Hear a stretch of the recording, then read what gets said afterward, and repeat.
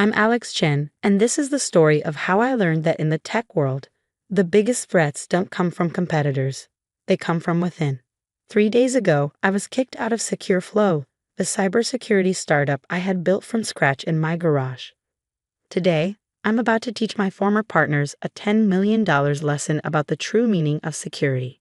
It started 5 years ago when I first spotted a critical vulnerability in how major corporations handled their internal communications. I was working as a junior security analyst at Global Tech Solutions, spending my days monitoring network traffic and my nights coding what would eventually become Secure Flow's core technology. The idea was simple but revolutionary: a communication platform that could detect and prevent data leaks before they happened, using advanced AI to monitor patterns and flag potential security breaches in real time. What made it unique was its predictive engine. My breakthrough that took 2 years of sleepless nights to perfect. "This is impressive work," Marcus Liu, my best friend since college, said when I first showed him the prototype. "But you need help to scale this. You need business expertise." He was right. I was a coder, not a businessman. That's how Marcus became my co-founder and CEO with me as CTO. We brought in Sarah Williams next, a sharp-minded venture capitalist who saw Secure Flow's potential immediately. "This could be $1 billion company," she said during our first meeting. "But you'll need to trust me with the financial structure." I trusted them both. That was my first mistake. The next 3 years were a blur of growth. We secured seed funding, then Series A, then Series B. Major corporations started adopting our platform. Secure Flow grew from just the three of us to 50 employees, then 100. Our valuation hit $100 million. But with each funding round, my ownership percentage shrank. "It's normal dilution," Sarah would explain, sliding complex documents across the table. "We need to make room for investors." Marcus would add, "Don't worry about the details, Alex. Focus on the technology. That's what you're good at." I focused on the technology. That was my second mistake. I should have seen the signs. The private meetings I wasn't invited to. The new board members who looked through me during presentations. The gradual shift of decision-making away from the technical side to the business side. Then came the Goldman deal. Goldman Sachs wanted to implement Secure Flow across their entire global operations, a $10 million contract that would establish us as the industry leader. But they had one condition. They wanted customizations to our core engine. These modifications could compromise the system's integrity, I argued during the board meeting. The predictive engine wasn't designed to. "The deal is already signed," Marcus cut me off. "We need these changes implemented before Friday's launch." I stared at him. "You signed it without consulting me?" "We consulted the new development team," Sarah interjected smoothly. "They assured us the changes are feasible." New development team. Yes, Marcus leaned forward. "We decided to restructure the technical department. You'll be taking on an advisory role instead of day-to-day operations." That's when I finally saw their endgame. They'd been planning this for months, systematically pushing me to the margins of my own company. The Goldman deal was just the final piece. "I won't approve changes that could compromise the system," I said firmly. Marcus smiled. It wasn't the smile of my old friend anymore. "Actually, you don't have a choice. The board has already voted." I looked around the room. The other board members avoided my eyes. They'd all been picked by Sarah and Marcus over the years. All except Dr. Chen, my old professor who believed in me from the start. But his seat was empty today. "Where's Dr. Chen?" I asked. "He resigned his board seat last week," Sarah said. "Sold his shares too. Health reasons." I knew then that I'd lost. They'd orchestrated everything perfectly. The next words confirmed it. "Furthermore," Marcus continued, "given your reluctance to embrace the company's new direction, the board has decided to terminate your position, effective immediately." "You're firing me?" I laughed in disbelief. "I built this company." "You built the prototype," Sarah corrected. "The company owns all the IP now. Your 2% stake is essentially worthless since we're restructuring the share classes. You should be grateful for the severance package." Security appeared at the door. Professional, emotionless, waiting to escort me out. I could have argued. Could have threatened legal action. Instead, I stood up calmly, picked up my laptop and walked to the door. Then I turned back one last time. "The Golden launch is in 3 days," I said quietly. "Sure you don't need my help with the implementation?" Marcus waved his hand dismissively. Our new team has it handled. Don't worry about things that aren't your concern anymore. I nodded. Good luck then. They didn't notice my slight smile as I left. They didn't know about the original source code I kept or about the backdoor protocol embedded deep in the system's architecture. Most importantly, they didn't know what would happen when they tried to modify my predictive engine without understanding its true nature. As I walked out of SecureFlow's offices for the last time, I wasn't worried. I didn't need to fight back. I just needed to wait. In exactly 72 hours, when Goldman's system went live, they would learn the true meaning of security and the real cost of betrayal. The next 72 hours were the longest of my life. I spent them in my home office, surrounded by 5 years' worth of SecureFlow's development history, lines of code I'd written at 3 a.m., architectural diagrams sketched on napkins, and most importantly, the original source code that Marcus and Sarah didn't know existed. My phone buzzed constantly with messages from concerned employees who'd heard about my departure. Most touching was a message from Jenny, our first junior developer. This isn't right, Alex. The new team doesn't understand the system's core architecture. They're making massive changes without proper testing. I replied with a simple thanks for letting me know and turned back to my monitors. Through a secure connection that even SecureFlow's best couldn't detect, I watched them butcher my code. The new team was implementing Goldman's requested changes exactly as Marcus and Sarah wanted, and exactly as I predicted they would. What they didn't understand was that SecureFlow's predictive engine wasn't just a piece of software. It was an AI system that learned, adapted, and most importantly, remembered its original parameters. Every modification they made was like teaching it what a security threat looked like. Dr. Chen called around midnight. I didn't resign for health reasons, Alex, he said without preamble. They forced me out last week, said my technical background was clouding my business judgment. I smiled. Did they know you helped me design the original security protocols? No, he chuckled. They were too busy explaining business strategies to an old professor. But I saw the Goldman contract.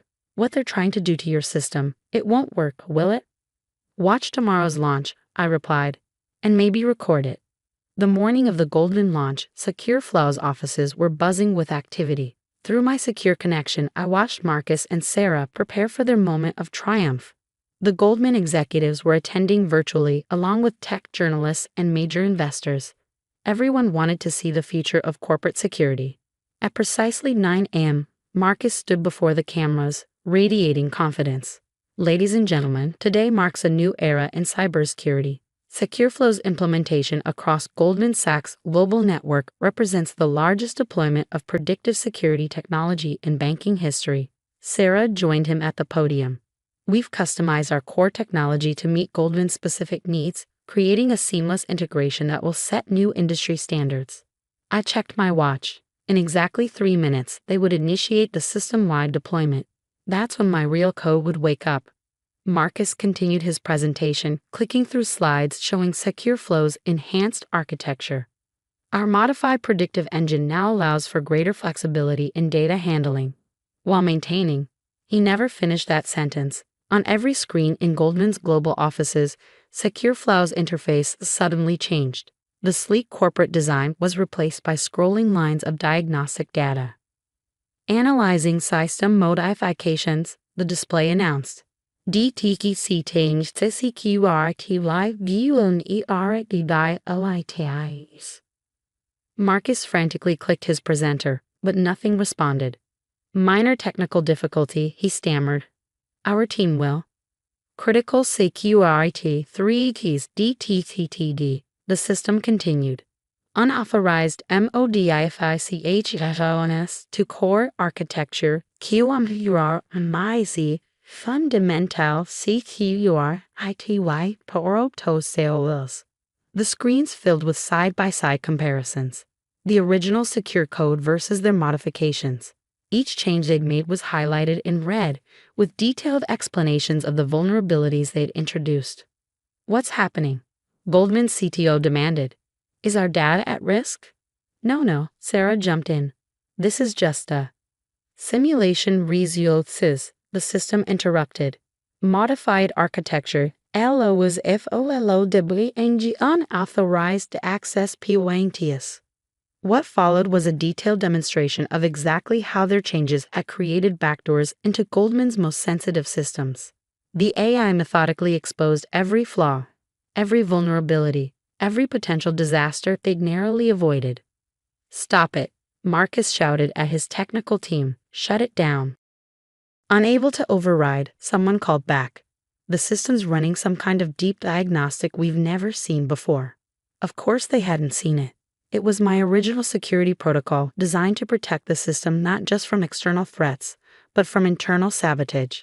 They'd spent weeks trying to modify my code without understanding that every change they made only strengthened its core purpose: to identify and expose security threats. Conclusion, the system announced.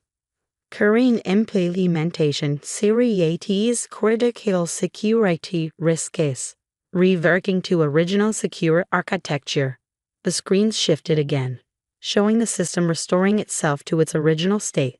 My state. In the corner, a small signature appeared. Original architecture by Alex Chen. The Goldman executives were livid. "You assured us these modifications were tested and secure," their CTO said coldly. "Instead, you nearly exposed our entire global network. This contract is terminated." "Wait," Marcus pleaded. "We can fix this. Our team can." "Your team." Jenny stood up from her desk. "You mean the team that warned you these changes would compromise the system? The team you ignored?" Other developers joined in, finally voicing their concerns about the rushed modifications, the ignored warnings, the reckless decisions made for the sake of a quick profit. Sarah's phone was buzzing constantly, investors demanding emergency meetings. Marcus slumped in his chair, staring at the screen still displaying the evidence of their technical incompetence. That's when my email arrived in everyone's inbox. To the board of SecureFlow. What you witnessed today wasn't a malfunction. It was SecureFlow operating exactly as designed, identifying and preventing security threats before they can cause damage. The system recognized your modifications as what they were: a critical threat to its core security architecture. You thought you could simply change a few lines of code and own my life's work. You forgot that true security isn't about ownership papers or board votes. It's about understanding the fundamental nature of what you're trying to protect. I'm attaching documentation proving that the original source code, which the system automatically reverted to, belongs to my private repository developed before SecureFlow's incorporation. Check the timestamps. Also attached are recordings of all board meetings where you discussed removing me, courtesy of Dr. Chen's meticulous note-taking habit. The SEC might be interested in how you handled those share redistributions. You have two options. Fight this, try to explain to Goldman and other clients why you knowingly attempted to compromise their security, and deal with the investor lawsuits that will follow. Reinstate me as CTO with full control over SecureFlow's technical direction. Restore my original ownership stake, and let me clean up your mess. You have 1 hour to decide. Best regards, Alex Chen, creator of SecureFlow. The response took 12 minutes. By evening, I was back in my office at SecureFlow. Marcus and Sarah had been asked to resign by the board. Dr. Chen was reinstated as head of our newly created Technical Ethics Committee. Jenny was promoted to lead developer. As I walked through the office, developers who had watched silently as I was forced out now stopped to shake my hand. They'd learned what I'd known all along, that in technology, as in life, true security comes from respect for fundamental principles, not from corporate politics. I found Marcus clearing out his office. He looked up as I entered, his face a mix of anger and shame. "You planned this," he said. "All of it. You knew we'd try to modify the system." I shook my head. "I didn't plan anything. I just built a system that does exactly what we always claimed it did: protects against security threats, no matter where they come from. You were the ones who proved how well it works." He didn't respond as I turned to leave, but I stopped at the door. "You know what the saddest part is, Marcus? If you just asked me to help with the Goldman customizations, I could have shown you how to do them safely. But you were so busy trying to steal my creation, you forgot why you wanted it in the first place." The next few months were intense. We had to rebuild trust with clients, restructure the company, and restore the technical integrity that had made SecureFlow great in the first place. But something interesting happened along the way. Our value increased. Clients appreciated a company that took security seriously enough to protect itself from internal threats. Goldman came back, this time asking for a proper implementation. Other banks followed. It turns out, demonstrating that your security system can prevent even its own creators from compromising it is quite a selling point. Dr. Chin dropped by my office one evening as I was reviewing some code. "You know," he said, settling into a chair. "In all my years teaching computer science, I've never seen a better demonstration of why technical integrity matters more than corporate politics." I smiled, thinking about the lessons of the past few months. The funny thing is, I didn't build that security protocol to catch them. I built it because it was the right way to design the system. The fact that it caught their betrayal was just poetic justice. He nodded sagely. The best security isn't about paranoia or control. It's about building things the right way and letting them do what they're designed to do. Today, Secure Flow is valued at over $1 billion.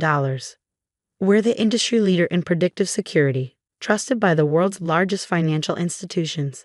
I still write code, still spend late nights perfecting our system. But now I also teach our developers the most important lesson I learned. In technology, as in life, true security isn't about keeping others out. It's about staying true to your core principles, no matter what pressures you face. Sometimes the best way to protect what you've built is to make it strong enough to protect itself. As for Marcus and Sarah, last I heard, they were trying to launch their own startup. I wish them luck. Maybe this time they'll remember that in the world of technology, integrity isn't just a moral choice, it's a technical necessity. The story of Secure Flow's miraculous self-defense became a legend in tech circles. But for me, it was never about revenge or even justice. It was about proving that in the end, good code, like truth, has a way of protecting itself.